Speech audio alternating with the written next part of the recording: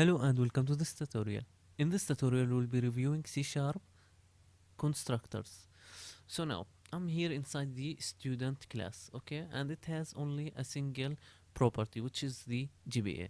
Now what is a constructor? A constructor, it is like a default method will be called when you instantiate this class. So like when I create a student class object, this method will be called by default. Okay, now this method can do different things, including the, let's say, setting a default value for your properties and fields, or like you can pass to it some different values. Okay, so now let's start by defining a constructor to the student class. So I will call in the public and I will type in the name of the class. Okay,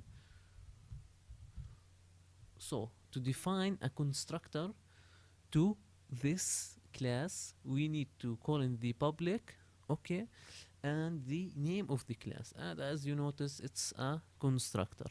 Okay, so now this is the default constructor, okay, or the constructor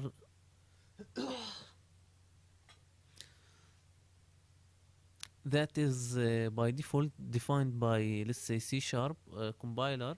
It is like this. It is an empty constructor. It doesn't take anything or provide any value. Okay, so now what we can use the constructor for? Do you see the GPA property right here?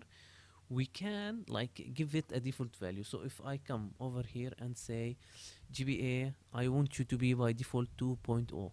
Okay, so now whenever somebody or someone create a new object or instantiate the student class, the GPA by default will be 2.0. So let's check that out. Let's go to the console. Let's instantiate or create a new object from the student class. Okay, let's call in the student right here object, and I will call in the GPA. Okay, now I will run the program and let's just check out the console in the output, and as you notice it says 2, okay, which is the default value we passed in. Let's try make it 2.5. okay, just to make sure that we having the value passed, and yes, we have 2.5 right here. Okay, so that can be really useful. Okay, but what if I want to provide by default, okay, or I want to pass in a different constructor value to the GPA? So what I have to do?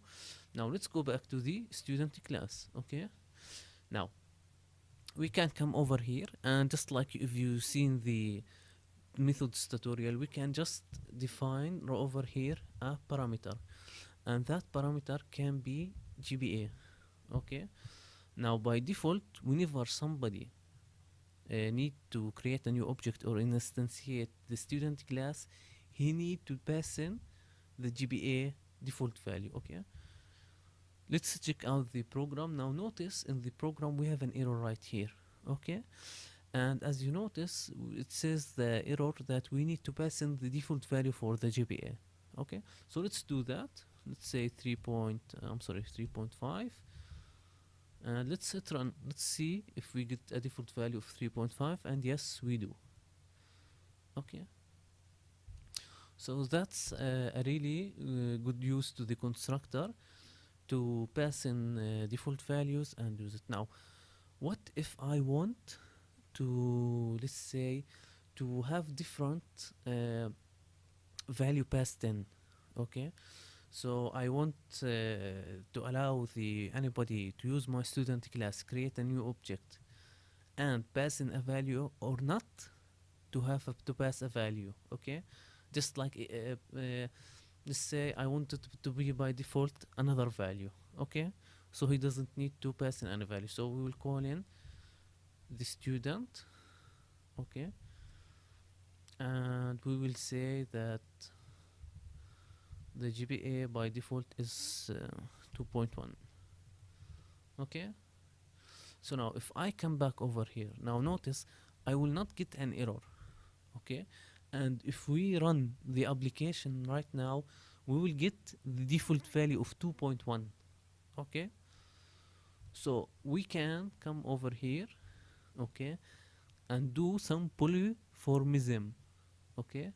We are like overloading the methods, okay. So we can have different version of the constructors as much as we want, and choose to pass or not to pass values, okay. So that's for creating different constructors.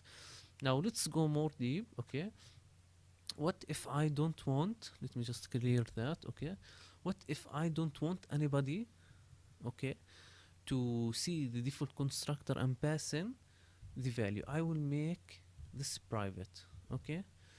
Now notice we will not get an error, okay. Actually we will get an error, okay, but notice that the error says that we cannot access the constructor or the default constructor. So what is happening, okay. Let's remove that first thing first. Now, and also we are getting the student error right here, okay, because we cannot, like, this is not a new object of the student type, okay. So let me explain this to you, okay. Let me go back. Now by saying this is a private, okay, nobody can create a new object from this class, okay. As you notice, we cannot like use the new because the constructor is a private, okay. We cannot instantiate a new object from it, okay. And as you notice, this needs to be initialized before access because we just defined it and we did not access it, okay. But if I come over here, call it the GBA, now due to the fact that the GBA is non-static, we cannot access it. So let me just make it static, okay.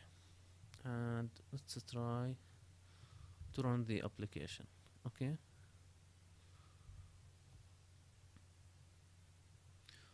Notice that we having a 0 value to the GBA, okay. Now the constructor right here, because we hide it, nobody can now create a new instance from this class, okay. The constructor need to be public, okay. And like no values like this will not have any effect, okay, even if it's like a static. Now why would you do such thing, okay. This is a good question, okay. You might like want to just pass in or use this student class as a static class, okay, and you don't want anybody to create a new instance from it, okay. Like if you go to the Windows classes, so or let's say, I'm sorry, the .NET framework classes, there are some classes that you cannot create a new instance from them, okay. Instead it's just like a static class and you just call in the methods you need and the properties, okay. So if you want to prevent anybody to create a new object from your class, okay, or instantiate it, okay, you need to make your private your constructor private, okay. So that's for the private constructor. So I hope you enjoy and find this tutorial useful.